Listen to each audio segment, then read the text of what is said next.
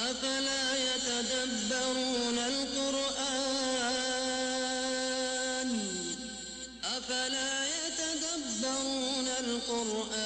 أم على قلوب أقفالها.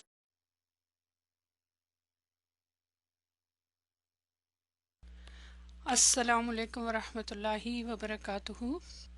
الحمدللہ الصلاۃ والسلام علی رسول اللہ، اما بعد، فاعوذ باللہ من الشیطان الرجیم، بسم اللہ الرحمن الرحیم۔ رب اشرح لی صدری ویسر لی امری واحلل عقدۃ من لسانی یفقہوا قولی، رب زدنی علما، اللہم فقہنا فی الدین، آمین۔ آج آپ کی ہدایت القرآن کورس کی کلاس نمبر 20 ہے۔ انشاءاللہ تعالی آج کی کلاس میں ہم آیا نمبر 26 کو فائنلی کمپلیٹ کریں گے۔ اس پہ جو تدبر کا پارٹ رہ گیا ہے، آیا نمبر 26 سورہ بقرہ کی وہ آیت ہے جس میں مثال دی گئی ہے، ان بے شک اللہ لا یستحی، کہ نہیں وہ حیا فرماتا، نہیں وہ شرماتا، ان یضربا، کہ وہ بیان کرے، مثلاً کوئی مثال، ما بعودتن، خواہ وہ کسی مچھری کی ہو، فما، جو فوقہا، جو اس کے اوپر ہے یا اس سے بڑھ کر ہے، کس لحاظ سے اس سے بڑھ کر ہے، ذرا بتائیں۔ چھوٹے ہونے میں، حقیر ہونے میں۔ فَأَمَّا الَّذِينَ، رہے وہ لوگ، آمنوا، جو ایمان لائے، فَيَعْلَمُونَ، وہ جانتے ہیں، انہو، کہ وہ کیا، الحق، ہو کی ضمیر آپ کو معلوم ہے دو مرجے ہیں اس کے، دونوں رائے ہیں، ایک کیا، ایک تو یہ مثال، مچھر کی مثال جو مثال دی جا رہی ہے، اور دوسرا قرآن، جو بھی قرآن میں ہے۔ یہاں جب ہم قرآن کا میننگ لیں گے نا، تو اس کا مطلب ہے کہ جو بھی قرآن میں جتنی مثالیں ہیں، جو کچھ بھی اللہ کا کلام ہے، سارا کا سارا حق ہے، کیونکہ ان کے رب کی طرف سے ہے وہ، تو وہ سمجھ آتا ہے، نہیں آتا، اس کا معنی، اس کی حکمت، اس مثال، اول تو بہت آسان ہوتی ہیں، کوئی مشکل نہیں، اللہ سبحانہ وتعالیٰ کی تمام مثالیں سمجھ آ جاتی ہیں اور بہت اچھی طرح آتی ہیں، لیکن کن کو آتی ہیں؟ جو سمجھنا چاہتے ہیں، جو غور و فکر کرتے ہیں، تو وہ سب اللہ سبحانہ وتعالیٰ کی طرف سے حق ہے۔ وَأَمَّا الَّذِينَ، رہے وہ لوگ، کفروا، جنہوں نے کفر کیا، فَيَقُولُونَ، تو وہ کہتے ہیں، ماذا، کیا، اراد اللہ، ارادہ کیا، کیا چاہا اللہ نے، بہذا، اس کے ساتھ، مثلاً اس مثال کے ساتھ، کہ اس مثال کے ساتھ اللہ تعالیٰ کیا چاہتے ہیں، کیا بیان کرنا چاہتے ہیں؟ یہ مثال تو اس لائق ہی نہیں ہے، نعوذ باللہ کہ اس کو بیان کیا جائے۔ مچھر کی کوئی مثال ہوتی ہے اتنی چھوٹی سی چیز کی؟ اس طرح کی ان کی تھنکنگ ہے۔ یُضِلُّ بِهِ کثیرن، یُضِلُّ، وہ گمراہ کرتا ہے ساتھ اس کے، کثیرن، بہت سوں کو، کس کے ساتھ؟ مثال کے ساتھ۔ اب یہ ہی کی ضمیر کیا قرآن کی طرف جا سکتی ہے کہ خالی مثال کی طرف جا رہی ہے؟ ہم؟ یہ والی ہی کی ضمیر، انہو کی ضمیر تو جا رہی تھی، جی بالکل جائے گی، کیونکہ پوائنٹ یہاں پہ یہ ہے کہ قرآن میں مثالیں یا جو بھی اور بھی چیزیں، بہت سارے لوگ قرآن پڑھ کے گمراہ ہوتے ہیں، کیوں؟ اس کی وجہ ہم آج ڈسکس کریں گے اس آیت میں۔ وَيَهْدِي بِهِ كَثِيرًا، اور ہدایت دیتا ہے ساتھ اس کے بہت ساروں کو۔ وَمَا يُضِلُّ، اور نہیں گمراہ کرتا، بھی ساتھ اس کے، الا الفاسقین، ایکسپٹ فاسقین کو، استثناء آ گیا یہاں پہ کہ صرف فاسقین کو گمراہ کرتا ہے۔ اب یہ گمراہ کرتا ہے، اللہ سبحانہ وتعالیٰ کو فاعل بنایا جا رہا ہے، تو اس پہ بھی انشاءاللہ ہم ڈسکس کریں گے، آپ نے غور کیا ہوگا۔ الحمدللہ اس کا بگننگ کا پارٹ ہم کر چکے تھے، ہاف کے قریب تدبر، آج ہم اگلے پارٹ پہ کریں گے، لیکن یہاں سے اگر ہم دیکھ لیں تو حیا کا جو کلمہ یہاں استعمال ہوا ہے، یعنی اللہ تعالیٰ حیا نہیں کرتا، تو اس کے لیے حیا کا یہاں کیا معنی ہے، ذرا بتائیں گے آپ لوگ؟ یہاں کس معنی میں یہ استعمال ہوا ہے؟ حیا یعنی شرم کرنا، جھجکنا، کب ہوتا ہے؟ کس بات پہ حیا آتی ہے انسان کو؟ ہم؟ کس بات پہ حیا آتی ہے؟ جب کچھ ایسا ہو جس سے انسان کو ڈر ہو، خوف ہو، مزاحمت ہونے کا اندیشہ ہو، یعنی جیسے خاتون ہے، اس کے اندر حیا ہونی چاہیے. اگر اس کا سطر جو ہے ہٹ جائے تو اس کو شرم آئے گی نا، حیا آئے گی تو وہ کیا کرے گی، سکڑ جائے گی. حیا صرف جسم میں نہیں ہوتی، اندر بھی ہوتی ہے. لیکن جسمانی طور پہ، خاص طور پہ خاتون کے یا مرد کے کسی کے بھی لحاظ سے، تو پھر انسان اس کام کو کرنا ترک کر دے گا. اگر کوئی چیز غلط ہوگی فوراً سے پہلے اس چیز کو ترک کرے گا کہ جس سے حیا آ سکتی ہے. تو اللہ سبحانہ و تعالیٰ کی اس مثال بیان کرنے کو کہا گیا کہ اس کو بیان کرنے میں وہ کوئی ترک نہیں کرے گا. کیوں نہیں کرے گا؟ کیونکہ اس میں کوئی برائی ہے ہی نہیں ہے، یہ حیا والی چیز ہی نہیں ہے. تغیر جو ہوتا ہے، چینج ہوتی ہے، بدن کو لاحق ہوتی ہے. اور جیسے ایک محاورہ کہتے ہیں نا کہ وہ حیا کی وجہ سے ہلاک ہو گیا، فلاں حیا کی وجہ سے پگھل گیا، اس کو شرم آئی تو وہ پگھل گیا، اس کو میں نے شرم دلائی تو اس کو احساس ہو گیا. اس طرح کر کے جملے بولتے ہیں نا ہم لوگ. ایک حدیث ہے، آپ نے سنی ہوگی، کہ جب کوئی بندہ اوپر ہاتھ اٹھاتا ہے دعا کے لیے تو اللہ سبحانہ و تعالیٰ کو حیا آتی ہے اگر اس کو خالی لٹائے تو حیا فرماتا ہے، یہاں تک کہ وہ ان میں خیر رکھ دیتا ہے. یہ سنن نبی داؤد کی حدیث ہے. تو پھر یہاں تو الفاظ استعمال ہوئے ہیں کہ اللہ تعالیٰ کو حیا آتی ہے، تو اس سے کیا مراد ہے؟ بتائیں یہ کیا مطلب؟ پھر وہاں تو ہے حدیث. دیکھیں یہاں پہ جو معنی ہے نا، بالکل اٹس بیونڈ ہز شان، بالکل اٹس بیونڈ اس کی شان کے مطابق یہاں پہ معنی ہے. صرف یہ لفظی معنی نہیں ہم لیں گے. جی بالکل، یہ حیا جو ہے یہ ڈفرنٹ معنی میں استعمال ہو رہی ہے. کی تعویل کیا ہے؟ پہلی وجہ یہ کہ صفات الہی کے بارے میں ایک قانون ہے، ٹھیک ہے، کہ ہر وہ صفت جو بندے کے اجسام کے ساتھ مخصوص ہے، اگر وہ اللہ کا وصف بیان ہو تو اس سے مراد، اس کا مطلب یہ نہیں ہوتا کہ اس کی ابتدا ہو رہی ہے، بلکہ یہ اس کا ثمر ہوتا ہے. یعنی مثلا کہ اللہ تعالیٰ جو ہے وہ ہاتھ خالی نہیں لٹا سکتے. اس کا مطلب یہ تھوڑی ہے کہ خدا نہ خواستہ اللہ سبحانہ و تعالیٰ کسی کو دے نہیں رہے، یہ تو وہ مانگ رہا ہے. اللہ تعالیٰ تو بغیر مانگے دے رہے ہیں، بغیر مانگے دعائیں قبول کر رہے ہیں ہماری. ہم سوچتے بھی نہیں ہیں، وہ بات ہمیں پتہ بھی نہیں ہوتی، ہمارے دل میں ہوتی ہے، وہ قبول ہو جاتی ہے، وہ ہو جاتی ہے. لیکن یہ ایکسٹرا انتہا ہے، یہ ابتدا اور انتہا، اللہ تعالیٰ کے لیے ابتدا اور انتہا برابر ہے نا. پھر آگے جو پوائنٹ تھا یہاں پہ کہ مثال کی بات، اگر مچھر کے برابر اور بھی کوئی چھوٹی چیز ہے یا اس سے بھی چھوٹی چیز ہے تو وہ سب اس میں شامل ہوئی نا. اب سب کا نام تو یہاں نہیں لیا جا سکتا تھا نا، ٹھیک ہے. اگر اس سے بھی کوئی چھوٹا بگ ہے، اس سے بھی چھوٹی کوئی جانور ہے، کوئی چیز ہے، تو وہ بھی اسی میں شامل ہے. لیکن پوائنٹ یہاں پہ صرف یہ نہیں تھا کہ خالی بات مچھر پہ آگے رک. اصل چیز ہے حقیر چیزوں کی مثال دینا حقیر چیز کے ساتھ. تو اب حقیر چیز میں مچھر کی مثال ہے، اور مچھر کے سے بڑھ کر تو وہ آ گیا نا، اس میں اور بھی چیزیں آ گئی پھر جو مچھر سے بڑھ کر چھوٹی ہیں، بڑھ کر حقارت میں اور کمی میں بڑھ کر چھوٹی ہے. یہ معنی بنے گا پھر. تو اس کے اندر پھر ساری چیزیں آ جاتی ہیں.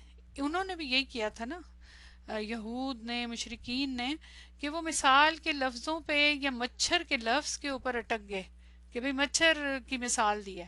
فَأَمَّا الَّذِينَ آمَنُوا فَيَعْلَمُونَ، اور بے شک وہ لوگ جو ایمان لائے. اب ایمان والوں کی بات ہو رہی ہے. ایمان والوں کا رویہ کیا ہونا چاہیے؟ یہ کہ جو بھی چیز اللہ کی طرف سے آئے گی حق ہے.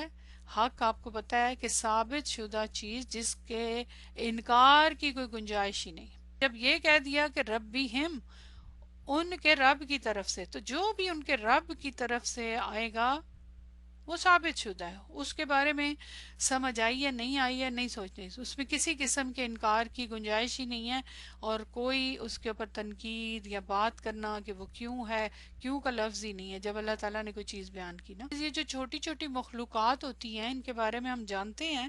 آپ نے اگر کوئی تھوڑی، میں نے کہا تھا سرچ کیجئے گا، دیکھیے گا کہ مچھر کے کیا کام ہے، مچھر کیا کرتا ہے. مچھر تو ایک ڈنگ مار جاتا ہے تو ساری رات چین نہیں آتا. اگر وہ بے ضرر ہوتا، حقیر اس سینس میں ہوتا، جسمانی لحاظ سے حقیر ہے، چھوٹے ہونے کے لحاظ سے، لیکن عمل میں تو وہ بہت تیز ہے. اور بھی جتنی چھوٹی چھوٹی مخلوقات ہیں وہ قدرت کے ایجابات ہیں، بلکہ ان پہ غور کریں تو انسان کی عقل دنگ رہ جاتی ہے. خاص طور پہ جو حیوانات کے سائنس کے لوگ ہیں، ماہرین ہیں، ان کی تحقیقات اگر پڑھیں تو آپ کو حیرت ہوتی ہے کہ جو مکھی، مچھر، مکڑی، یہ چھوٹے چھوٹے جو مخلوقات ہیں یہ کیا کیا کام کرتی ہیں اور کس کس طرح سے کرتی ہیں نا. اور وہ ایسے ایسے کام کر جاتے ہیں جو انسان بڑے بڑے دعوے کرے، بڑھ کے مارے، وہ بھی نہ کر سکے. اب اگر آپ سوچیں مکھی یا مچھر یا کوئی یہ جو ہے اگر کسی شیر کی اوپر بیٹھ جاتا ہے، کسی بادشاہ کی ناک پہ بیٹھ گیا ہے، سر پہ بیٹھ گیا ہے، کوئی انسان جرت کر سکتا ہے یہ کام کرنے کی؟ اسی مثال سے سوچ لیں، اس کو آنکھیں دیکھ بند کر کے کرنا ہے. لیکن رہے وہ لوگ جنہوں نے کفر کیا. اب یہ دیکھیں، اب ادھر ذرا ترتیب دیکھیں ان لوگوں کی. الذین کی صلہ کیا ہے، ان کی ڈیفینیشن کیا ہے کہ انہوں نے کفر کیا. کفر سے مراد انکار کیا. کس کا انکار کیا؟ اللہ تعالیٰ کو تو مانتے تھے لیکن اللہ تعالیٰ کی صفات کا، اللہ تعالیٰ کے احکامات کا، آپ صلی اللہ علیہ وسلم کا انکار کیا. ان میں وہی لوگ شامل ہیں نا جو ایمان لائے. ایمان کی دو پارٹس ہیں نا، اللہ پر ایمان اور رسولوں پر ایمان، پھر اس کے انڈر سب آ جاتا ہے. تو کافر ہے جو پہلے ہی دماغ بنا کے بیٹھا ہوا ہے، انکار کر کے بیٹھا ہے، اس نے کوئی اچھی بات کیسے کہنی ہے؟ اس کو پازیٹیو چیز کیسے اس کے اندر جائے گی؟ کوئی فائدہ کی چیز اس کے اندر کیسے جا سکتی ہے؟ اب دیکھیں اما دونوں جگہوں پہ آ رہا ہے، آپ کو پتا ہے کہ اما حرف و تفصیل ہے، تاکید ذاتی، کہ دونوں کا کمپیریزن کیا جا رہا ہے کہ ایمان والے جو ہیں ان کے ساتھ علم ہے، اور کفر کرنے والوں کو دیکھیں وہ صرف باتیں کرتے بغیر علم کے. علم ہے ان کے پاس بھی لیکن اس پہ غور ہی نہیں کر رہے. اس کی وجہ کیا ہے؟ وہ ایسے کیوں کر رہے ہیں بھائی دیوے؟ بتائیں کیا ریزن ہے؟ یہ یہود کی طرف اشارہ ہے نا، یہود کا اب آگے ذکر آنے والا ہے نا، تو اس لیے یہ یہود کی طرف بیسیکلی اشارہ ہے. وہ ایکچولی بیسیکلی آپ دیکھیں نا، کافرو کے اوپر ذرا غور کریں. اس چیز کا انکار نہیں کر رہے کہ اللہ تعالیٰ نہیں ہے، اللہ تعالیٰ ہے، لیکن حقیقت میں وہ آپ صلی اللہ علیہ وسلم کا انکار کریں نا. اگر یہود کا ذہن میں رکھیں تو وہ تو اللہ تعالیٰ کو تو مانتے تھے نا، لیکن آپ صلی اللہ علیہ وسلم کو نہیں مانتے تھے. اللہ تعالیٰ کو تو مانتے تھے. اب قرآن کس پہ نازل ہوا ہے؟ آپ صلی اللہ علیہ وسلم پہ. ٹھیک ہے، آپ صلی اللہ علیہ وسلم پہ نازل ہوا ہے، تو وہ آپ صلی اللہ علیہ وسلم کی ضد میں، آپ صلی اللہ علیہ وسلم کی جیلسی میں وہ اللہ کے قرآن کی باتوں کا انکار کر رہے ہیں. کیوں؟ کیونکہ آپ صلی اللہ علیہ وسلم کو نہیں ایکسیپٹ کیا تو پھر ان کے اوپر جو کتاب نازل ہوئی اس کو کیسے ایکسیپٹ کریں گے نا. تو انڈائریکٹلی وہ حقیقت میں آپ صلی اللہ علیہ وسلم کا انکار ہے. اللہ تعالیٰ کو تو مانتے تھے. کفر کس سے کر رہے ہیں؟ رسول سے کر رہے ہیں، اور اس کی پھر کتاب سے بھی کر رہے ہیں. تو اس لیے پھر وہ مختلف قسم کی حجتیں بیان کرتے ہیں. یہ ہے پیچھے ان کی سائیکالوجی. حاضہ اسم اشارہ ہے. آپ نے اسم اشارہ کی بلاغہ پڑھی ہوئی ہے. تو میں جب کہتی ہوں نا کہ آیات پہ غور کر کے آیا کریں، تو اس اینگل سے جو بلاغت کے پوائنٹ پڑھے ہوتے ہیں نا ان کو ضرور کھول کے دیکھ لیا کریں کہ کہاں پہ الذین استعمال ہو رہا ہے. اسم موصول کی بلاغہ بھی پڑھی ہوئی کہ اسم موصول استعمال ہو تو کس کس معنی میں آتا ہے، اسم اشارہ کن کن معنوں میں آتا ہے. تو اسم اشارہ یہاں کس کس اس میں استعمال ہو رہا ہے؟ اس مثال کے ساتھ. کیا ارادہ ہے اللہ تعالیٰ کا؟ یہ ان کی تھنکنگ کو سوچ کے کہ ان کے قول کا انداز سوچ کے جواب دیں کہ حاضہ مثالاً، کہ یہ مثال. کیا فیلنگ ہے یہاں پہ؟ کس طرح کا؟ جی حقارت، تحقیر، اہانت، کوئی بھی لفظ بولیں سارے اس پہ فٹ آئیں گے. یہ کس قسم کی مثال ہے؟ جیسے اردو میں ہم کہتے ہیں نا ایسی ایسی، یہ اس قسم کی تم بات کرتے ہو، اتنی چھوٹی چھوٹی باتیں، یہ کیسی مثالیں دیتے ہو اردو محاورے میں نا. اچھا اشارہ جو ہوتا ہے آپ کو پتا ہے کیا کرتا ہے؟ بلو اسٹینڈرڈ. ایگزیکٹلی. اشارہ ذہن میں لائے نا کہ اشارہ کیا ہوتا ہے. کوئی ہاتھ سے انسان ظاہری طور پہ اگر بیٹھا ہے تو یہ کیا ہے؟ یہ نہیں میرے اسٹینڈرڈ کی چیز، یہ ہٹائیں. آپ شاپنگ کرنے گئے، آپ کو مختلف چیزیں دکھائی جا رہی ہیں، کہتے ہیں نہیں نہیں یہ نہیں، کوئی اچھی چیز دکھائیں، یہ نہیں مجھے پسند، یہ رہنے دیں، یہ نہیں دیکھنی. ٹھیک ہے نا، کمتر ہے.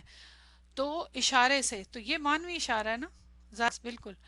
تو یہاں پہ اس قسم کا ان کا امپریشن ہے. ایک ایک لفظ جو ہوتا ہے نا، ہینڈ، فیس، دل، ہر طرح سے اس کو ایکسپریس کر رہا ہوتا ہے. تو لوگ ہاتھوں سے بھی تو امپریشن دیتے ہیں نا. ہاتھوں سے، آنکھوں سے، منہ کے ایکسپریشن سے، زبان سے تو بہت کچھ بولا جا سکتا ہے، لیکن اصل چیز آپ کا جو باقی حواس الخمسہ جیسچر ہے وہ بھی بہت سارے اس طرح کے انداز بیان کرتا ہے جس سے انسان کی حقارت اور اگر تعظیم ہے تو تعظیم بھی شو ہوتی ہے بولے بغیر. تو یہ اسی قسم کا امپریشن ہے.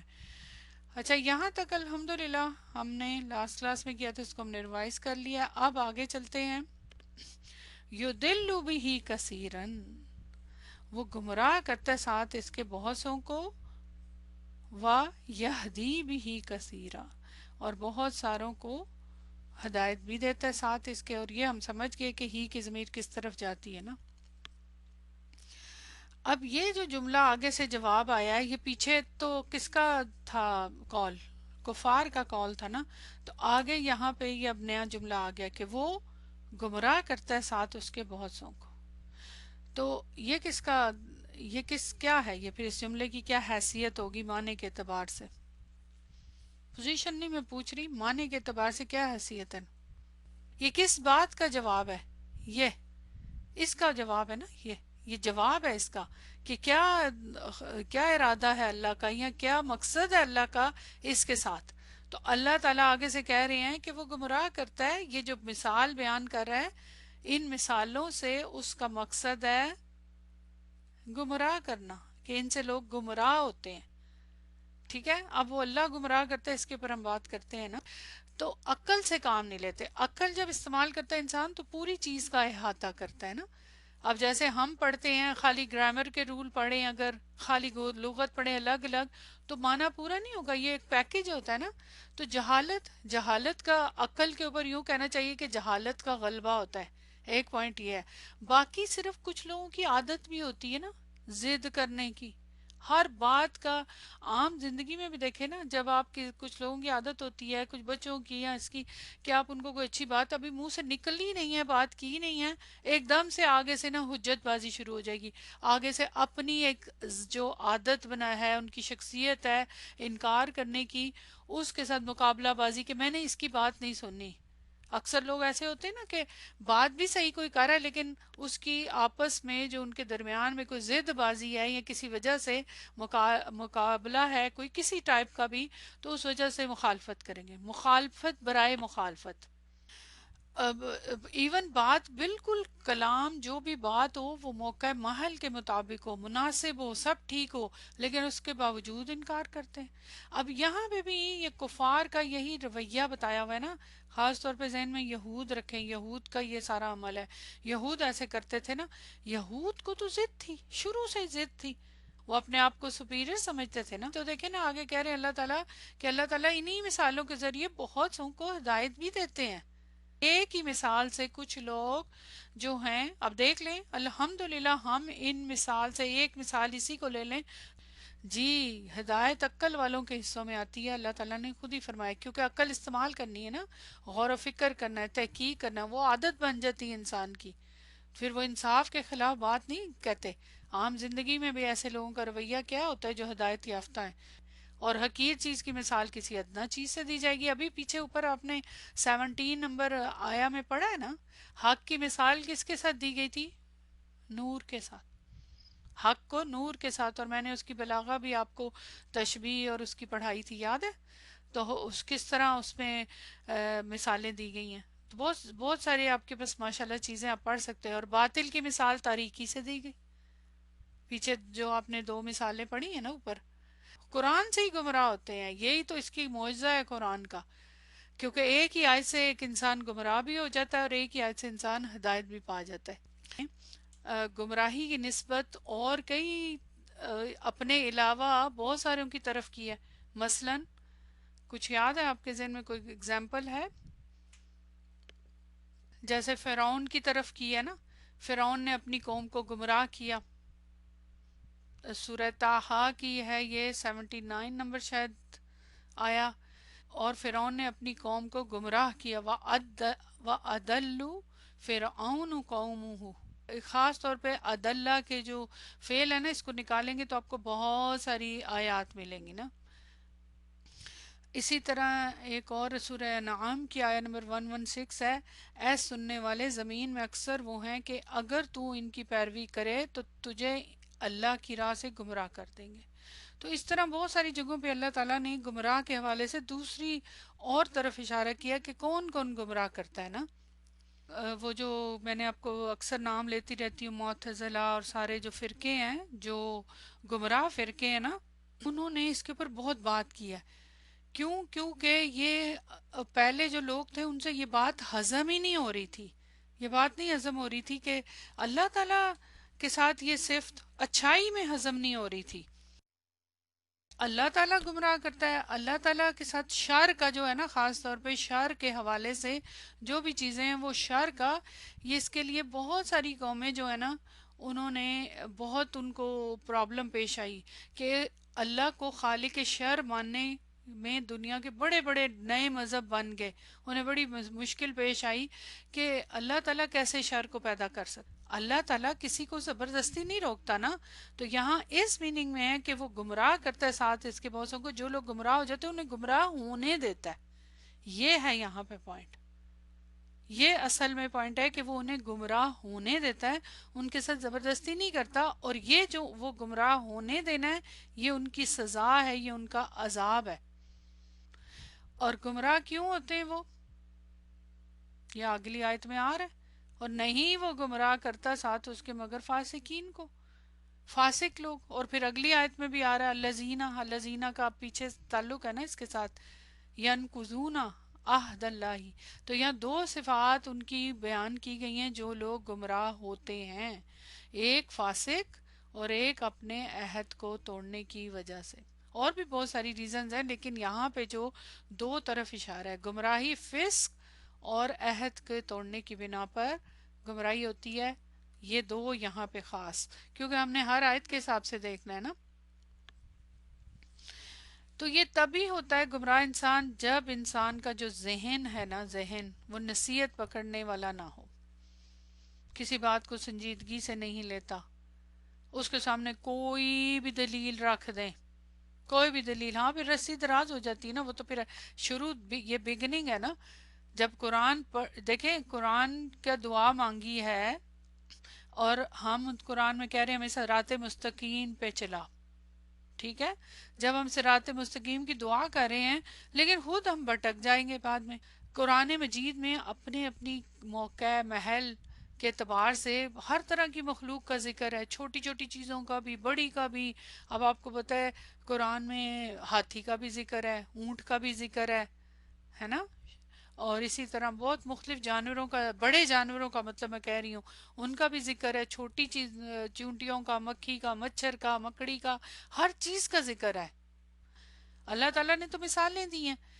اس کے لیے امام راضی رحمۃ اللہ علیہ نے ایک ان کا قول ہے، انہوں نے کہا کہ اللہ سبحانہ و تعالیٰ کی بنائی ہوئی کوئی شے بھی در حقیقت حقیر اور بے قیمت نہیں ہے، بے حقیقت نہیں، اور یہ سچ ہے۔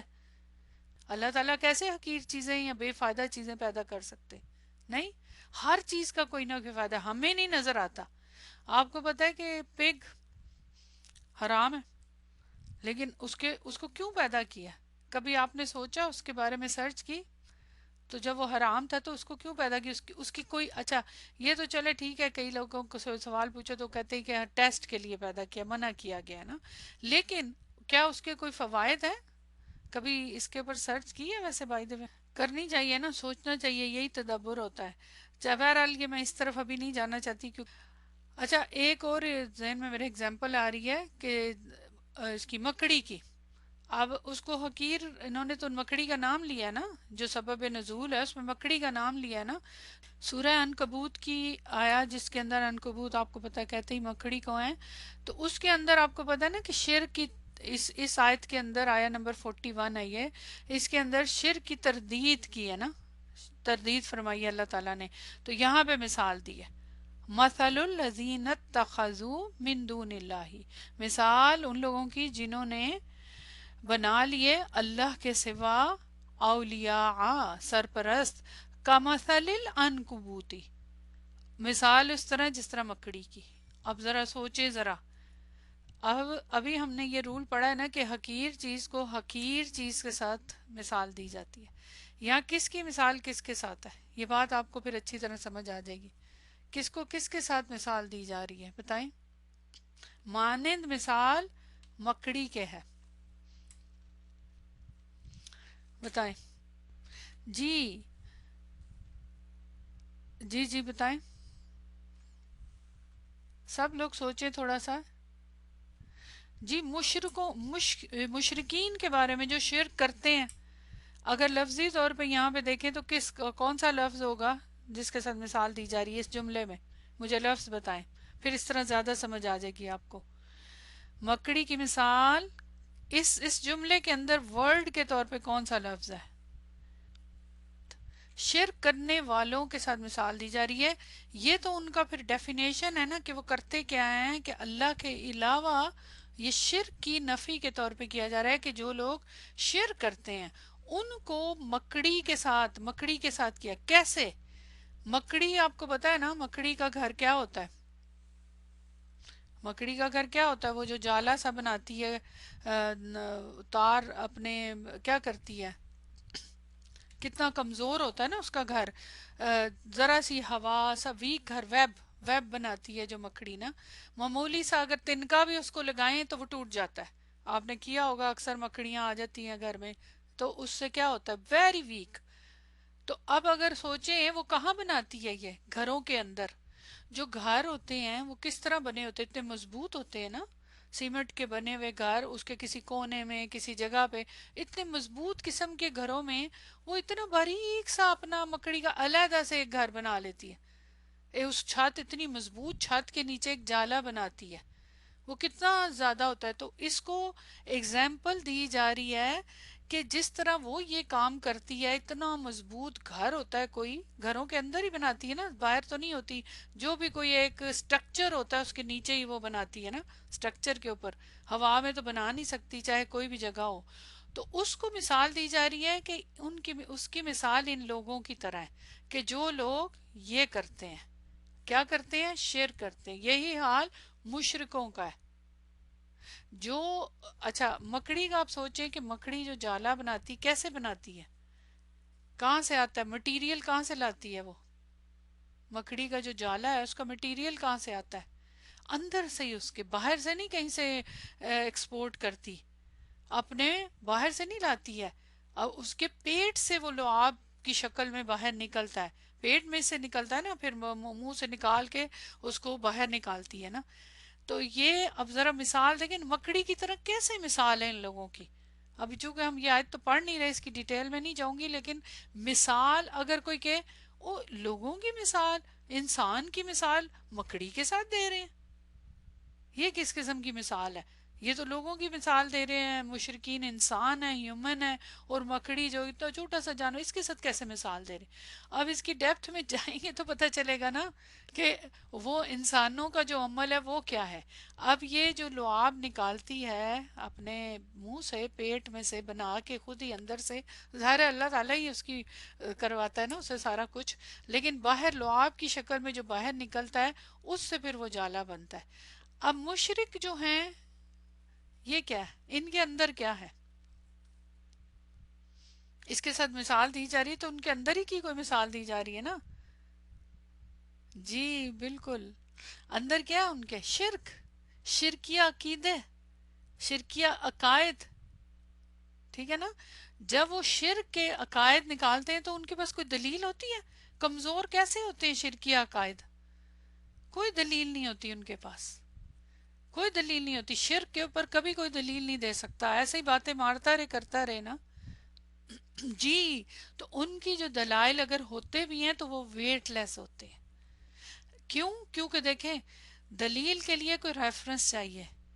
ہدایت یافتہ لوگ جب دلیل دیتے ہیں کسی چیز کی کہاں سے دینے کا حکم ہے. اسی لیے تو کہا گیا ہے کہ کوئی بھی عقیدے کی یا کوئی بھی دین کی شریعت کی بات ہو تو اس کے لیے دلیل چاہیے.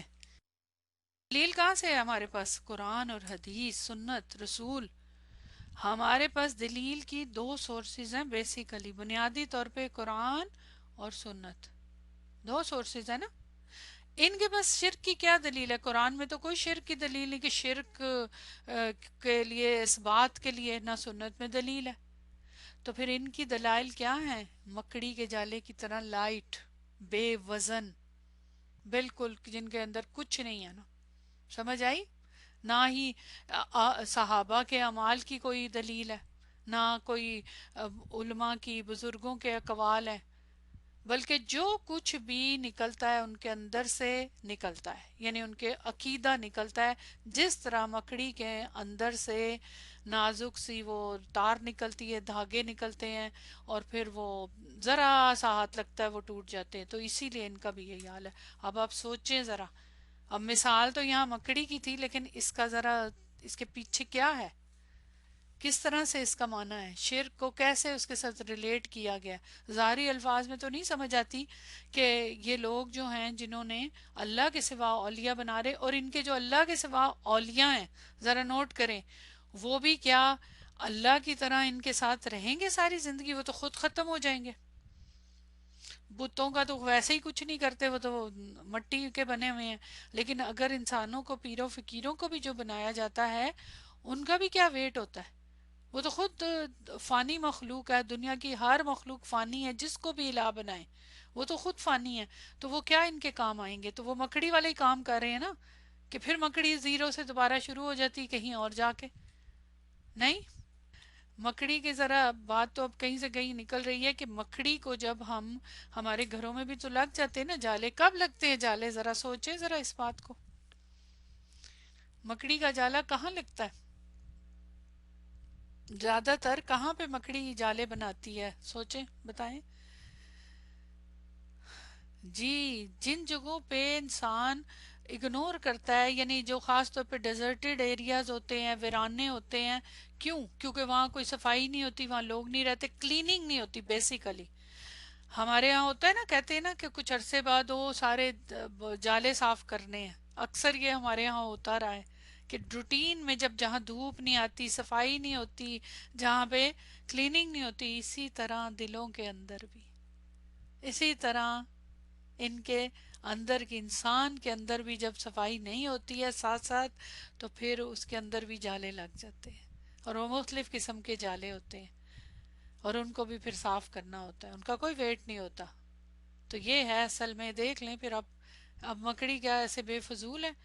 لیکن اگر ہم دیکھیں کہ مکڑی کا جالا تو بہت ہی کمزور ہے، رائٹ، بالکل ویک ہے. اس کی ادھر ادھر جو مثال دی جا رہی اس کی ویکنس کی.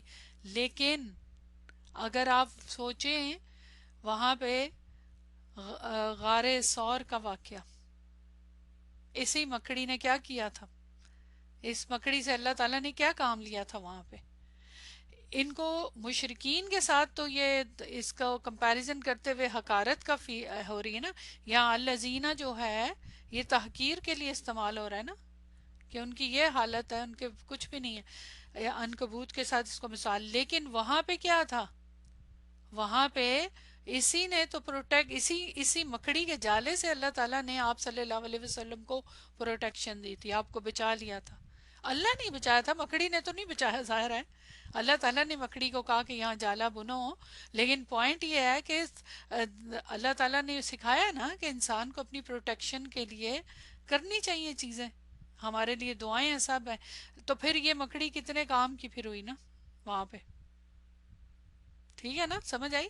تو ہر حقیر سے حقیر چیز جو ہوتی ہے اس کے فائدے بھی ہیں اور اس کے پھر نقصانات بھی ہیں نا. تو پوائنٹ یہاں یہ کہ یہ جو مثال ہے نا، مثال ضروری ہوتی ہے، مثالیں دینی چاہیے ضرور. اور یہ ابھی کی بات نہیں، یہ شروع سے حضرت عیسیٰ علیہ السلام کے زمانے میں بھی،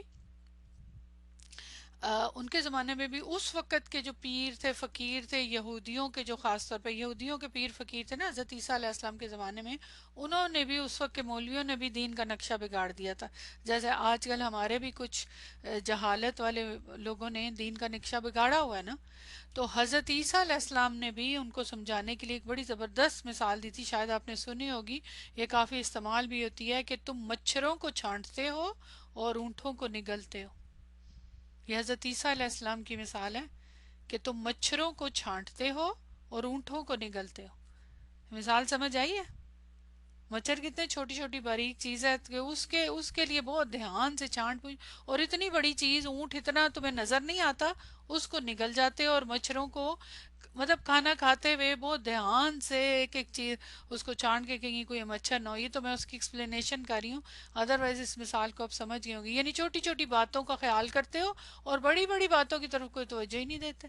یہ تو ہمارے ہاں بہت ہوتا ہے اس طرح کی بات کہ کچھ خاص پرٹیکولر چیزوں کی طرف تو بہت زیادہ دھیان دینا ہے اور بڑے بڑے گناہ کریں اس کی طرف کوئی توجہ ہی نہیں ہے نا، گناہوں کی طرف بالکل. تو آپ صلی اللہ علیہ وسلم نے کیا کہا تھا کہ چھوٹے چھوٹے گناہ مل کے الاؤ بن جاتے ہیں. تو یہ ہے پوائنٹ نا. تو یہاں پہ یدل بہ کثیرن و یہدی بہ کثیرا، یہ اس کے اوپر معطوف ہو رہا ہے نا یہ جملہ. تو یہ الگ سے جملہ ہے نا، یہ استئنافیہ جملہ، نیا جملہ ہے نا. اور یہ کس کا جواب ہے؟ یہ والا جملہ ماذا کا جواب ہے.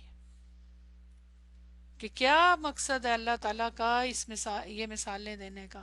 تو اللہ تعالیٰ نے جواب دیا ہے یہ مقصد ہے، یہ ہے انہی مثالوں سے لوگوں کا کیا رویہ، اور تم لوگ بھی گمراہ ہوگے. ان دونوں جملوں کے شروع میں ابتدا آ رہی ہے نا. اچھا اب یہاں پہ جو ہے نا وہی پوائنٹ جو میں نے پہلے بھی ذکر کیا تھا، اب یہاں پھر آ رہا ہے وما یدل، اللہ تعالیٰ گمراہ کرتا ہے. تو یہ والا جو پوائنٹ ہے گمراہ کرنا جو ہے، یہ کیا ہے؟ شر ہے نا. کسی کو گمراہ کرنا شر پھیلانا ہے. تو اللہ تعالیٰ کے ساتھ شر کا لفظ استعمال ہونا بہت تکلیف دہ ہے. تو انہوں نے پھر کیا کیا ہے آپ کو پتا ہے؟ اس پہ اتنی لمبی بحثیں ہیں، اتنی انٹرسٹنگ ہیں. کس کس طرح لوگ سوچتے تھے یہ اب میں نے پہلے سوچا، پھر میں نے سوچا اس پہ تو 2-3 کلاسیں لگ جائیں گی. بہت ساری کتابیں ہیں جو بڑی بڑی تفاسیر ہیں نا عربی کی، اس میں یہ بیان کیا گیا ہے کہ فلاں فرقہ کیا سوچتا تھا، فلاں باقاعدہ کچھ لوگوں نے کیا کیا تھا اس پوائنٹ سے کہ اللہ تعالیٰ شر کے خالق ہیں، اس سے بچنے کے لیے ایک دوسرا خالق شر فرض کر لیا گیا تھا. مطلب انہوں نے خود سے کچھ خالق بنا لیے کہ شر اس طرح پیدا ہوا ہے نا. تو اصل میں یہ جو شر ہوتا ہے، شر پیدا کرنا، یہ ایکچولی کوئی اس طرح نہیں ہے کہ اس کو کوئی فزیکلی کوئی چیز کہے کہ یہ چیز ہے. نہیں، شر جو ہے وہ دنیا کی کسی چیز میں بھی شر ہو سکتا ہے. شر تو کہیں بھی ہو سکتا ہے نا. غلط اور ناجائز جو طریقے انسان استعمال کرتا ہے اس کا نام بھی شر ہے. ٹھیک ہے نا، کیونکہ اللہ تعالیٰ نے تو انسان کو آزادی دی. بیسیکلی یہاں پہ پوائنٹ سمپل ہی ہے، پیچھے بھی گزر چکا. ختم اللہ علی قلوبہم، اس پہ ہم نے بہت ڈیٹیل سے اس ٹاپک پہ بات کی تھی. تو اس کو اچھی طرح یہ سمجھ لیں کہ اللہ تعالیٰ نے ایک انسان ایسی مخلوق ہے جس کو آزادی دی ہے، ٹوٹل آزادی دی ہے، اس کو مختلف راستے دے دی. اسی لیے تو اوپر کہا ہم نے صراط مستقیم پہ چلا، اس سے کہہ رہے ہیں ہم. کیوں؟ کیونکہ ایک راستہ تو ہے نہیں ہے، بہت سارے راستے ہیں، گمراہ راستے بھی بہت سے ہیں، ایک راستہ صحیح ہے. جیسے آپ صلی اللہ علیہ وسلم نے ڈفرنٹ لکیریں لگائی تھی نا ایسے، تو پھر آپ نے کہا یہ سیدھا راستہ ہے، ان پہ نہ جاؤ، یہ غلط ہے، جانا ہے ادھر. اور پھر اس کے لیے سارا کچھ بتایا انہوں نے، الحمدللہ. تو مختلف راہوں میں سے ایک راہ کا جو انتخاب کرنا ہے، اسی کا نام ہوتا ہے ارادہ، نیت. جب انسان اپنے اسی ارادے اور اختیار سے غلط کام کا ارادہ کر لیتا ہے، غلط راہ کو اختیار کرتا ہے، تو پھر وہ کدھر جائے گا؟ بتائیں مجھے، کیا ہوگا؟ گمراہ نہیں ہوگا، وہ شر میں مبتلا نہیں ہوگا. جب گمراہ ہوگا تو شر میں مبتلا ہوگا. ٹھیک. اچھا اب پوائنٹ یہاں پہ یہ ہے کہ وہ شر میں تو مبتلا ہوگا، لیکن یہ بھی کوئی ایسے ہی نہیں اللہ تعالیٰ نے اس کو رول کے بغیر نہیں چھوڑ دیا کہ جو شر میں مبتلا ہے، جو ہدایت میں ہے، کیا ہے؟ شر میں مبتلا ہونے کے لیے بھی اللہ تعالیٰ کا قانون ہے کہ اس گو کے انسان کو دی ہے، اجازت تو دی ہے کہ وہ جو مرضی راستہ کرے، لیکن ہدایت بھی دی ہے، سب کچھ دیا ہے. لیکن اس کے لیے بھی قانون سازی کی ہے کہ شر میں کون مبتلا ہوگا. یہ وما یدل بہ اللہ، پھر وہ راستہ اختیار کرتا ہے. اگر بری نیت کرے گا تو برا راستہ کرے گا، تو پھر فائنلی وہ گمراہ ہوگا اور پھر شر میں مبتلا ہوگا. لیکن یہاں پہ جو یہ والا جملہ ہے نا، یہ بتا رہا ہے کہ اللہ تعالیٰ نے اس کے لیے بھی قانون رکھا ہے. آخری قانون، آخری جو قانون سازی وہ تو اللہ ہی کی طرف سے نا. ہر شے کا آخری مسبب الاسباب کون ہے؟ اللہ ہے، ٹھیک ہے نا.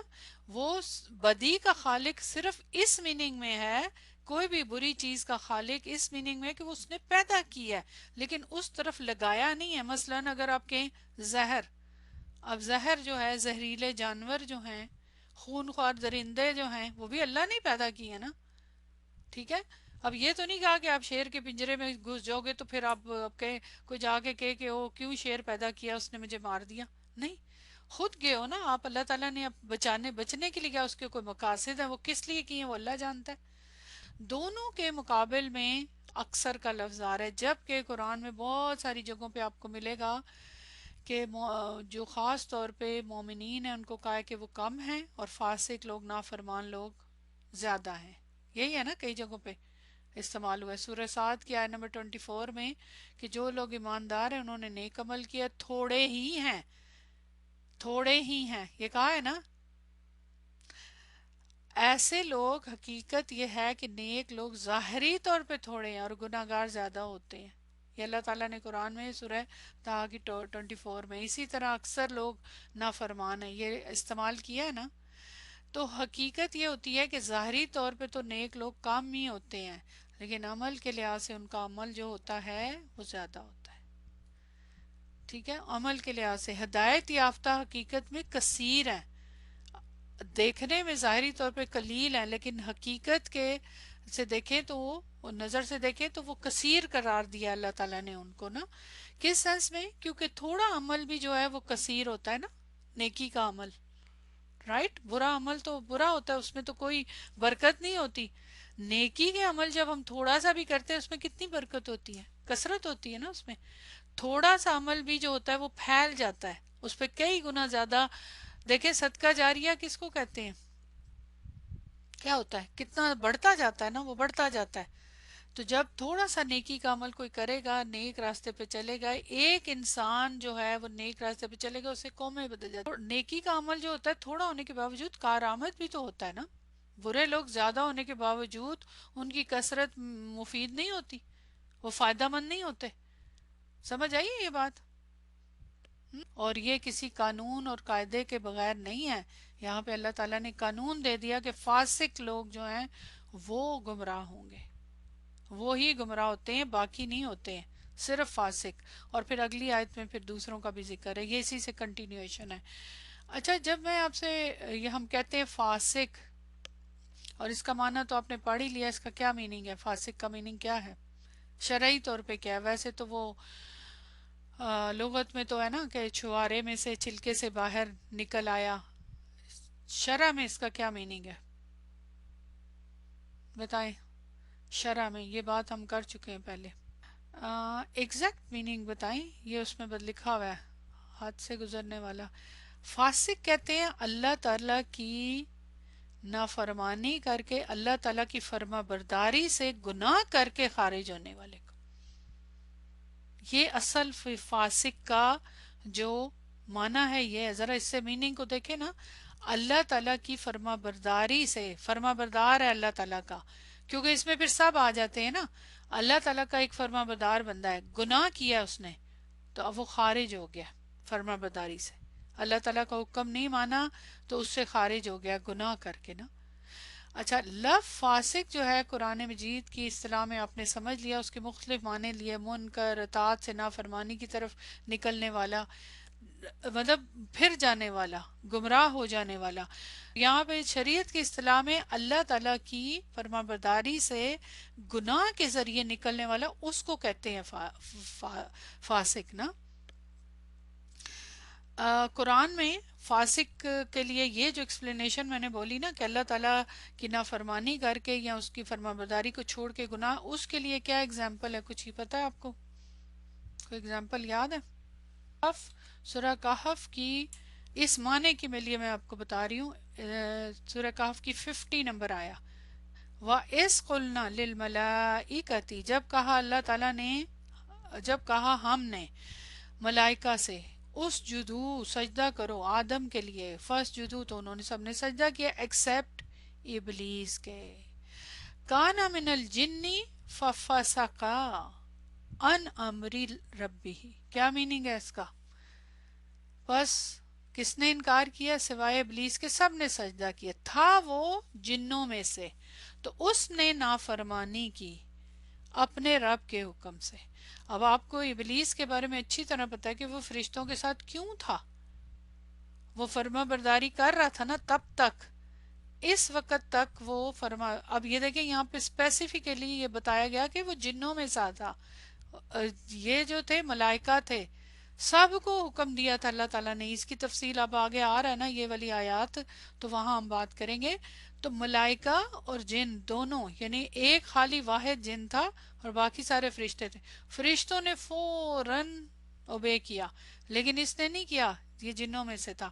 جب تک تو یہ تھا ان کے ساتھ اچھا تھا، لیکن جب اس نے اللہ کے فرمانبرداری سے نکل گیا تو اس کے لیے کیا لفظ استعمال ہوا؟ فاسقہ۔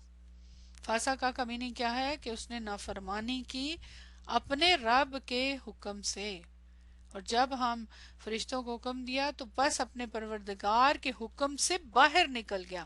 تو فاسق جو ہوتا ہے باہر نکلتا ہے، جیسے چوہے کا بل سے نکلنا۔ اللہ کے احکامات کی نافرمانی جب انسان کرتا ہے تو وہ فاسق کہلاتا ہے، لیکن اب شرع میں اب فاسق کے پھر کیا وہ ایمان کے اس میں سے نکل جاتا ہے؟ اب یہ سوچنے کی بات ہے۔ تو اس کے 3 درجے ہیں فاسق کے۔ کبھی سوچا فاسق کس کو بولتے ہیں، اس کے کیا کیا درجے ہو سکتے ہیں؟ اس کو میں آج تھوڑا سا آپ کو بتانا ضروری سمجھوں، کیونکہ ضروری ہے نا، کیونکہ اس کے اندر تو کوئی بھی آ سکتا ہے۔ گناہ کر کے ایمان کا لباس اتر جاتا ہے اور پھر انسان ننگا، جیسے حضرت آدم علیہ السلام کے بارے میں تھا۔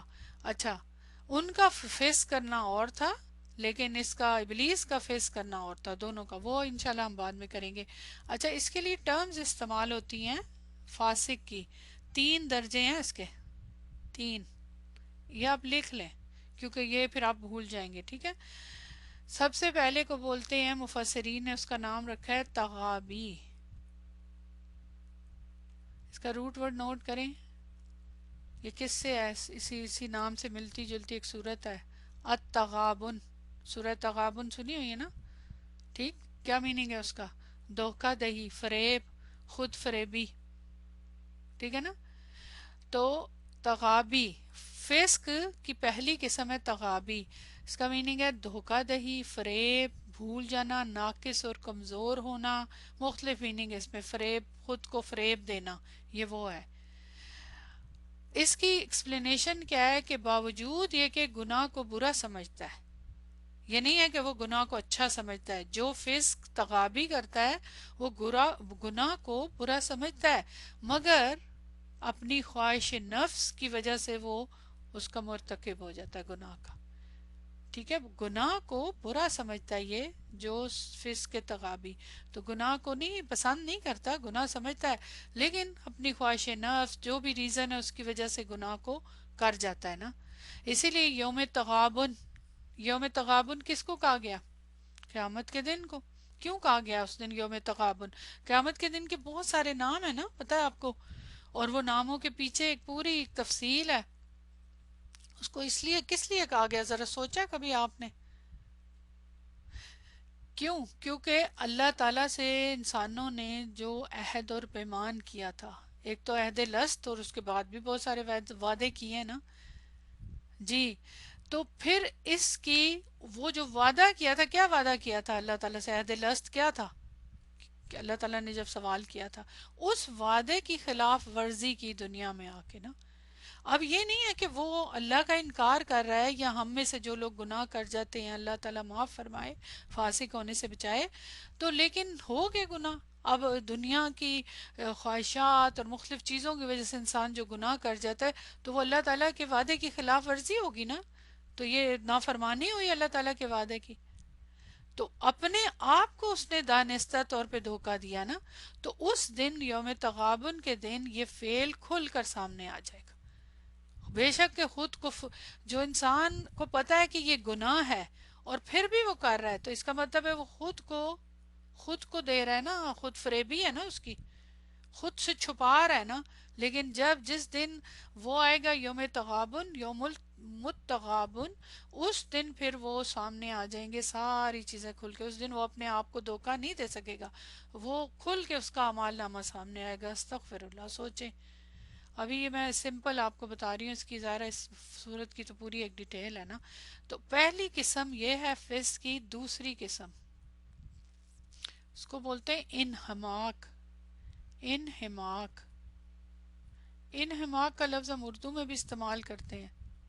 کیا میننگ ہوتا ہے انہماک کا میننگ؟ کیا میننگ ہوتا ہے؟ اس کو ایکسپلین کریں. انہماک، وہ بڑی انہماک سے کام کرتا ہے، وہ بڑی انہماک سے پڑھتا ہے. جی، یعنی پوری طرح ہمتن گوش ہو کر، یعنی ہمتن مصروف ہو جانا، کسی کام میں ڈوب جانا، بالکل کہ ارد گرد کا ہوش ہی نہ رہے. ٹھیک ہے، یہ پازیٹیو وے میں بات ہو رہی ہے. ٹھیک ہے، انہماک کا میننگ کی بات کر رہے ہیں. لیکن فس کی یہ دوسری قسم ہے. یہ اس کا کیا میننگ ہے؟ یعنی گناہ کرنے کی عادت کر لے. یعنی پتا ہے اس کو کہ یہ گناہ ہے لیکن کرتا جائے. ایک دفعہ ظاہر ہے کہتے ہیں نا جب حیا نہیں رہی تو پھر جو مرضی کرو. تو وہ انسان جب پھر کرنا شروع کرتا ہے تو وہ عادت بن جاتی ہے نا، پھر اس کی پھر اس سے جان نہیں چھڑا، وہ نشہ بن جاتا ہے. گناہ بہت سارے گناہ ہیں، جیسے مثلاً شرابی کا نشہ لے لیں، اور بھی چیزوں کا لوگوں کو نشے ہوتے ہیں. تو ان کے نشہ اتنا ہو جاتا ہے کہ وہ پھر اس کی عادت بن جاتی ہے، اسے پھر پرواہ ہی نہیں رہتی. کسی کام میں اتنا ہمتن مصروف ہو جانا کہ اس کو پھر خیال ہی نہیں رہنا کہ یہ تو گناہ ہے، گناہ ہے، اس کو میں چھوڑتا ہی نہیں ہے. اتنی زیادہ اس کے ساتھ کر رہا ہے. یہاں پہ جو ہے اس کو احساس ہے لیکن وہ اپنے آپ سے چھپا رہا ہے. یہاں بھی تھوڑا سا راستہ ہے واپسی کا، کہ احساس ہے لیکن کر رہا ہے، غلطی کر رہا ہے. لیکن یہاں پہ اتنا ڈوب گیا اس گناہ میں کہ پھر اس کی رسی دراز ہونا شروع ہوگی اور پھر اینڈ اس کا آگے لے جائے گا. تو یہ دو ہوگی ٹائپس. ٹھیک ہے. تیسری، تیسری کا نام ہے جہود. جہود. جہود کا لفظ آپ عربی کی ایک ٹرمینالوجی میں بھی پڑھتے ہیں لام کے لیے. اس کا جہود کا کیا میننگ ہوتا ہے؟ جہادہ سے نا انکار، تکذیب، کفر کرنا. یہ گناہ کو اچھا جان کر عمل کرتا ہے انسان. یہ وہ والی قسم ہے فسق کی کہ گناہ کو برا نہیں سمجھتا، گناہ کو گناہ نہیں سمجھ رہا، اس کو عمل میں لا رہا ہے. اور یہ ہمارے مومن بھی کرتے ہیں. ایسے کئی ایسے ہیں جن کو برا نہیں سمجھتے. مثلا کہتے ہیں او فرض نماز جو ہے ضروری نہیں ہے اتنی. اب مطلب ایسے نعوذ باللہ کنورسیشن میرے ساتھ کسی نے کی ہوئی ہے کہ وہ 5 نمازیں ہیں، اب اتنا ٹائم لگے گا پڑھے انسان. یہ وہ لوگ ہیں جو اللہ تعالیٰ کے احکامات کو، گناہ کو، یعنی کسی گناہ کو برا نہیں سمجھتے. یعنی گناہ کو اور برا نہیں سمجھتے اور پھر اچھا سمجھتے، اچھا جان کر عمل میں لاتے. اللہ اور رسول کے فرمان کی مطلب اس کی کوئی جو حقیقت ہے اس کو کوئی اہمیت نہیں دیتے کہ یہ کیوں کہا، اس کی کیا فائدہ ہے. یہ تیسرے درجے میں انسان کافر ہو جاتا ہے. یہ جو درجے ہیں نا فسق کے، یہ اسلام کے اندر والوں کے لیے ہیں، جو اسلام کے دائرے کے اندر ہیں. یہ ان کے درجے بتا رہی ہوں. پہلے درجے میں تو اسلام کے اندر ہی رہتا ہے، دوسرے میں بھی اندر ہی ہے، لیکن جب تیسرے تک پہنچ جاتا ہے تو پھر یہ اسلام سے باہر نکل کے کفر کافر ہو جاتا ہے. کیونکہ ظاہر ہے جو برائی کو، گناہ کو، آپ صلی اللہ علیہ وسلم کے فرمان کو، اللہ تعالیٰ کے فرمان کو، اس کو اہم ہی نہ جانے، اس پہ عمل لانے کے نہیں لا رہا تو نہ لائے، لیکن اس کو اچھا بھی نہ سمجھے اور اس کی حقیقت کو بھی نہ سمجھے، اس کے فرمان کو ہوا میں اڑا دے، تو پھر یہ کیا ہے؟ یہ پھر تیسرے درجے کا. جو لوگ دنیا میں گم ہیں، وہ لگے ہوئے ہیں اپنے کام کو، پھر اس کو برا بھی نہیں، سود کا کام کر رہے ہیں، وہ نہیں سمجھتے کہ وہ برا ہے. تو اب وہ اپنے اس میں بالکل گم ہو گئے نا. ہم مصروف ہے نا انسان دنیا میں، اپنے بزنس میں مصروف ہے، اپنے گھروں میں، سود کے گھروں میں مصروف ہے، اور چیزوں میں مصروف ہے، اس کو ہوش ہی نہیں ہے. اسی طرح اور گناہ، یہ تو ایک ایگزامپل ہے نا. تو اس کی تو پھر بھی تھوڑا سا ہے کہ کہیں سے سنے اور واپسی کا امکان ہے. لیکن جو برا ہاں اگر ان سے بات کر رہے ہیں تو وہ کہتے ہیں کہ ہاں یہ برا ہے، بس اللہ تعالیٰ ہمیں نکالے، دعا کر دیتے، تو وہ نکل آ سکتا ہے اس گناہ میں سے، واپسی ہے. لیکن یہاں پہ جو گناہ کو گناہ ہی نہیں سمجھ رہا تو وہ پھر کیسے نکلے واپس آئے گا نا. تو یہ ہے دراصل پوائنٹ. یہ 3 ہے: تغابی، انحماق اور جہود. یہ مفسرین نے یہ نکالیں 3 پوائنٹ. آئی ہوپ سو کہ آپ کو کلیئر ہو گئے جی. تو یہ کس کے لیے؟ یہ ہم سب کو سوچنا ہے اس کے لیے. ایکچولی بیسیکلی فس کی دو بڑی قسمیں ہوئی نا فس. ایک وہ انسان ہے جو دائرہ اسلام سے، دائرہ ایمان سے، دائرہ ایمان سے خارج نہیں کرتا. وہ فس جو دائرہ ایمان سے خارج نہیں کرتا، یعنی اندر ہی رہتا ہے. دوسرا فس جو ہے گناہ اس کو ملتا ہے ظاہر ہے گناہ کرنے کا، لیکن دوسرا فس جو ہے وہ دائرہ اسلام سے خارج کر دیتا ہے، باہر نکال دیتا ہے. وہ قسم ہے. اب وہ لیول کے اعتبار سے، عمل کے اعتبار سے پھر ڈفرنٹ ہے، ٹھیک ہے نا، کیونکہ وہ ڈیپینڈ کرتا ہے. اب یہاں جو آیت میں فس کہا گیا ہے اس کا کیا ہے؟ اس کے لیے سورہ حجرات کی آیت کا حوالہ میں کرنا. یہاں دیکھیں سورہ حجرات کی آیت نمبر یہ 6 ہے. اعوذ باللہ من الشیطان الرجیم یا ایہا الذین آمنوا، اے لوگو جو ایمان لائے ہو. ایمان والوں سے اللہ تعالیٰ کہہ رہے ہیں ان جاءکم فاسقون، اگر آئے تمہارے پاس کوئی فاسق، بنا بن کہ کوئی خبر لے کر آئے تو پھر کیا کرو؟ تم تحقیق کر لیا کرو. ایمان والوں سے اللہ تعالیٰ کہہ رہے ہیں کہ کوئی فاسق اس حال میں آئے کہ وہ خبر لے کر آئے، کسی خبر کے ساتھ آئے تو تم اس کی تحقیق کر لیا کرو. اب یہ کون سا والا فاسق کی بات ہو رہی ہے؟ یہ کس فاسق کی طرف اشارہ ہے بتائیں؟ یعنی یہ جو اسلام، یعنی کفار کی بات کر رہے ہیں جو اسلام سے باہر ہیں؟ اسلام کے اندر والے نا ہے وہ فاسق. اب یہ ڈیسائیڈ ہو گیا ہوا ہے کہ یہ فاسق ہے، ٹھیک ہے نا، کہ یہ نہیں وہ. اب یہ پہلے والی دو قسموں میں سے کہہ سکتے ہیں نا ہم لوگ. تیسری والا تو خطرناک ہے، اس کو تو قریب بھی نہیں آنے دینا چاہیے نا، جو گناہ کو گناہ کہہ ہی نہیں رہا. لیکن جو پہلے والے دو ہیں تغابی اور انہماک والا، ان میں سے کوئی ہے، لیکن وہ ایمان والا ہی آئے گا نا، اس کی بات ہو رہی ہے. تو یہ ایمان سے پھر خارج نہیں ہو رہا یہ، یا اس جو آیت میں کہا گیا ہے نا. لیکن پھر اگر کرتا رہے گا تو پھر فائنلی وہ عادت اس کی بن گئی ہے، اور پھر اس کے بعد پھر وہ آخری اس پہ بھی چلا جائے گا، کیونکہ انسان کو دنیا محبوب ہے نا. اچھا، تو یہ جو ہے یہ والے فس کی بات ہو رہی ہے. تو یہاں پہ بھی یہ کہہ رہے ہیں کہ نہیں، اللہ تعالیٰ گمراہ کرتے مگر فاسق کو. تو اس لیے گمراہی سے بچنا ہے تو فسق والی کوئی چیز اندر نہیں آنی چاہیے. اور فسق کس کو کہتے ہیں؟ کہ اللہ تعالیٰ کی کیے ہوئے جتنے بھی احکامات ہیں فرما برداری سے نکل جانا. اور فرما برداری سے کب انسان نکلتا ہے؟ گناہ جب کرتا ہے، پھر ایک گناہ کے ساتھ وہ فرما برداری سے نکل جاتا ہے. کمپلیٹ عمل کرنا ہے اللہ تعالیٰ کے احکامات پہ، پارشلی نہیں کرنا کہ یہ کرنا ہے یہ نہیں کرنا، چوائس نہیں ہے. جب اسلام کے دائرے کے اندر آ گئے تو یہاں سے نہیں نکلنا. اب رہی یہاں پہ بات کہ اللہ تعالیٰ نے پھر یہاں یدلو کہا ہے، اور نہیں وہ گمراہ کرتا اس کے ساتھ، یعنی ان مثالوں کے ساتھ، قرآن کے ساتھ. تو اللہ تعالیٰ نے فاسقوں کی گمراہی کی نسبت اپنی طرف کیوں کی ہے؟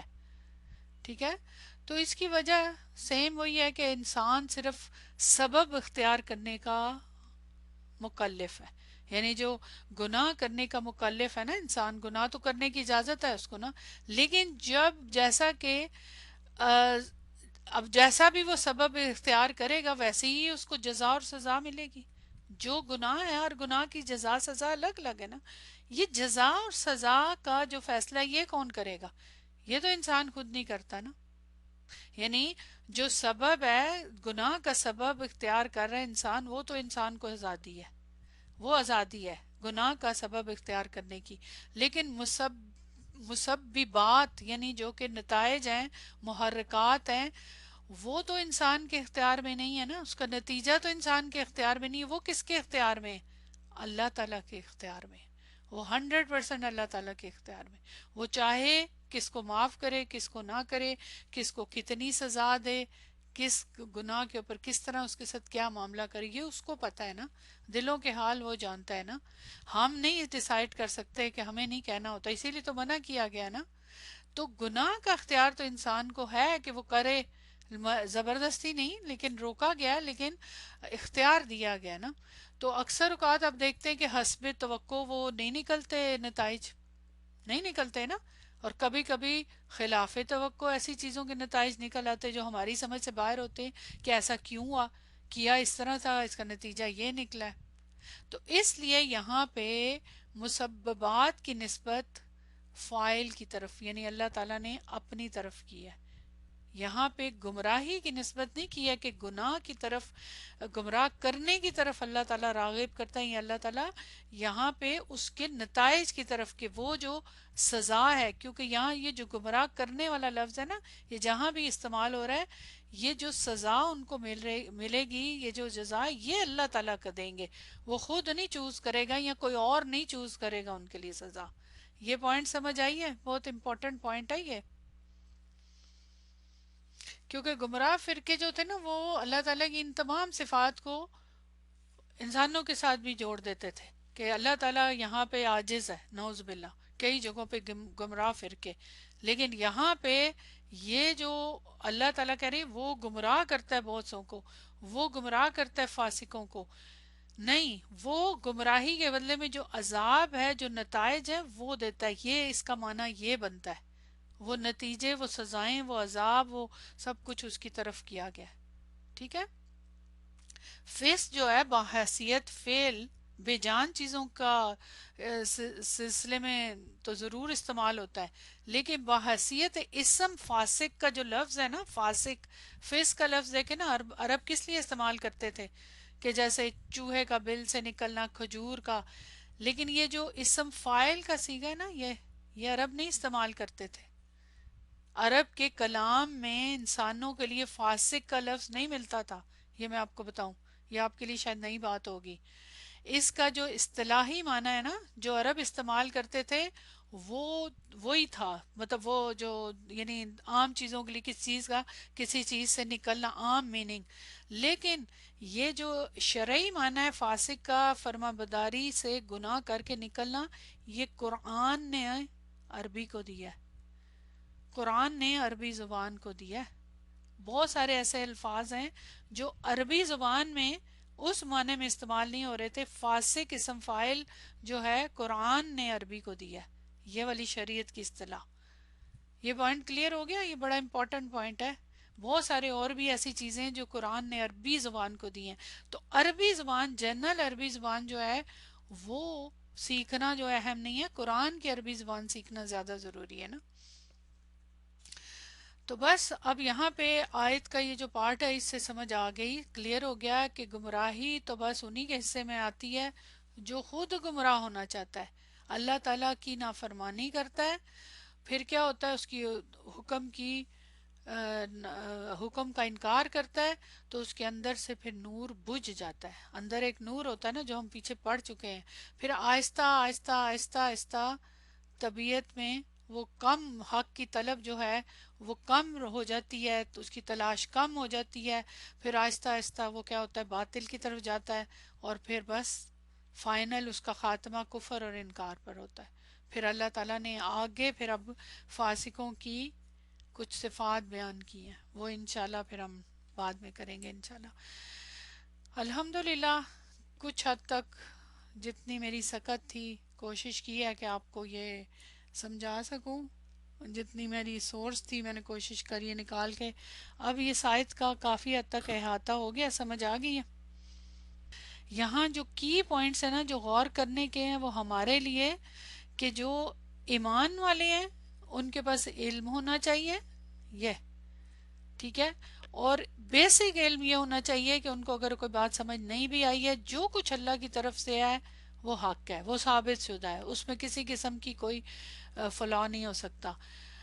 اور دوسرا پوائنٹ اس میں غور کرنے کا ہے کہ بغیر ایسے سوچے سمجھے، بغیر علم کے سمجھ نہیں آئی بات ہے تو کچھ نہیں کہہ دینا چاہیے. قرآن میں سے اس کے اوپر حجت بازی نہیں کرنی چاہیے، بغیر دلیل کے کسی بات کے باتیں کرنا فضول ہے. اور مین پھر اس میں جو پوائنٹ ہے گمراہی، کہ یہ دلو کا کیا میننگ ہے؟ اللہ تعالیٰ نہیں کرتا گمراہ، اللہ تعالیٰ دیتا ہے آپ کو فری ہینڈ، لیکن پھر جو اس کی سزا ہے وہ پھر اللہ تعالیٰ کے ہاتھ میں ہے. پھر بہت ساروں کو وہ گمراہ کرتا ہے، سزائیں دیتا ہے ان کی گمراہی پہ، اور ہدایت والوں کو، بہت ساروں کو پھر ظاہر ہے اس کی جزا دیتا ہے. اور فاسق مین، یہ بہت اہم پوائنٹ ہے، اس کے اوپر غور کریں کہ ہر طرح کے فسق سے بچے انسان، کیونکہ پہلا فسق کر کے پھر سٹیپ بائی سٹیپ آخری فسق تک جا سکتا ہے. کیونکہ پھر وہ عادت بن جاتی نا انسان کی. تو یہ ہے پوائنٹ یہاں پہ. ٹھیک ہے الحمد. آپ سے میں نے وعدہ کیا تھا کہ آج آپ کو میں سرپرائز گفٹ دوں گی. اچھا جو جنت والے اعمال تھے ان میں سے ایک اذکار والے جو اعمال ہیں ان میں سے ایک عمل جو ہے وہ کیا ہے؟ آیت الکرسی ہر فرض نماز کے بعد پڑھنا. وہ آئی ایم شور کہ آپ میں سے ہر کوئی پہلے بھی پڑھتا تھا، لیکن یہ شاید نہ کسی کو پتا ہو کہ وہ اس میں جنت میں جانے والے اعمال میں. لیکن آیت الکرسی پڑھ لینا، خالی آیت الکرسی کو رٹی ہوئی آیت الکرسی، آپ کو لگتا ہے کہ وہ انف ہے؟ ہم؟ پڑھتے تو سب لوگ ہیں. اس کو بس ایسے ہی پڑھ لینا، اس پہ اجر تو ملتا ہے، اس میں کوئی شک نہیں. لیکن آیت الکرسی کیا ہے؟ اس آیت کی کیا اہمیت ہے؟ اس کا نام ہے. قرآن کی تو بہت ساری آیات ہیں. اب نمبر کے اعتبار سے تو وہ 255 نمبر آیت ہے. نمبر کے اعتبار بھی جیسے ہم نے 26 پڑھی ہے، اس طرح 25 پڑھی ہے جس میں جنت کا بیان ہے. لیکن اب جنت میں لے جانے والے اعمال تو بہت سارے ہیں، لیکن اذکار میں سے آیت الکرسی بہت بڑا ایک ذکر ہے جو ضروری ہے. تو میں نے اب آپ کے لیے گفٹ یہ تیار کیا ہے کہ میں نے سوچا ہے کہ 26 آیت پہ ہم رک جائیں گے، یہ اب پوری ہوگی الحمدللہ. اب میں آپ لوگوں کو آیت الکرسی کرواؤں گی آگے. میں چاہتی ہوں کہ جب آپ جنت میں جانے والا یہ عمل کریں تو آپ پوری شعور کے ساتھ، پورے غور و فکر کے ساتھ، تدبر کے ساتھ کہ اس کے اندر وہ اللہ تعالیٰ کی پہچان ہے نا. اس کے اندر دیکھیں اللہ تعالیٰ کا تعارف اور قرآن میں کہاں ہے اور کیا ہے کہاں ہے؟ جو بہت جگہوں پہ ہے، لیکن مینلی قرآن میں جو پوری ایک پورا ٹاپک ہے، سب سے پہلے کیا ہے؟ سورہ اخلاص. سورہ اخلاص ہے نا، پوری صورت ہے، لیکن اس میں توحید ہے، اس میں اللہ تعالیٰ کی وننس آف اللہ کے بارے میں ذکر ہے. لیکن آیت الکرسی جو ہے نا وہ پورا کا پورا اللہ تعالیٰ کا تعارف ہے. اور وہ کس نے کروایا ہے؟ کیا آپ مجھے بتا سکتے ہیں اللہ تعالیٰ کون ہے؟ بتائیں اللہ سبحانہ تعالیٰ کون ہے؟ میں آپ سے کہوں کہ آپ بتائیں اللہ کون ہے، اللہ تعالیٰ کون ہے، تو آپ کیا کہیں گے؟ اس کے لیے کیا لفظ استعمال کریں گے؟ مختلف. کریٹر، خالق ہے، سسٹینر ہے، اس کی جتنی بھی رب ہے، جتنی اللہ تعالیٰ کی صفات ہیں، وہ آپ سمیع ہے، کریم ہے، رحیم ہے، مختلف آپ صفات بیان کریں گے نا. تو یہ تو اللہ کی صفات ہے. لیکن اللہ کون ہے؟ اللہ ذاتی نام ہے نا، باقی تو ساری اس کی صفات ہے. ذات کے لحاظ سے اللہ کون ہے؟ ذاتی لحاظ سے ہم نہیں بتا سکتے. ہم نہیں بتا سکتے، ہمارے پاس نہیں ہے وہ ورڈنگ کہ اللہ کون ہے، کیوں ہے. کیونکہ وہ ہم جیسا ہے ہی نہیں، ہمارے پاس کوئی اگزامپل ہی نہیں ہے. اگر اللہ تعالیٰ آیت الکرسی نہیں ہوتی قرآن میں، اللہ تعالیٰ کہتے بتائیں میرے بارے میں بتاؤ، تو کتنا مشکل ہوتا اللہ تعالیٰ کو ایکسپلین کرنا کہ اللہ تعالیٰ کون ہے، اللہ تعالیٰ کی پہچان کرنا. آیت الکرسی اللہ تعالیٰ کی پہچان ہے. اللہ تعالیٰ نے خود ہی قرآن کے ذریعے اور بھی جگہوں پہ جہاں اللہ تعالیٰ کی صفات ہر آیت کے اینڈ پہ، شروع میں، مختلف جگہوں پہ اللہ تعالیٰ کی صفاتی وہ صفات ہیں، اللہ تعالیٰ کے کام ہیں، اس کے ذریعے بات کرتے ہیں. سورہ اخلاص میں آپ جانتے ہیں. اس کے علاوہ ہمارا کیا ہے جواب؟ اللہ تعالیٰ کون ہے؟ ہوا وہ. بس ہمیں اتنا پتہ ہے کہ اللہ ہے، وہ ہے.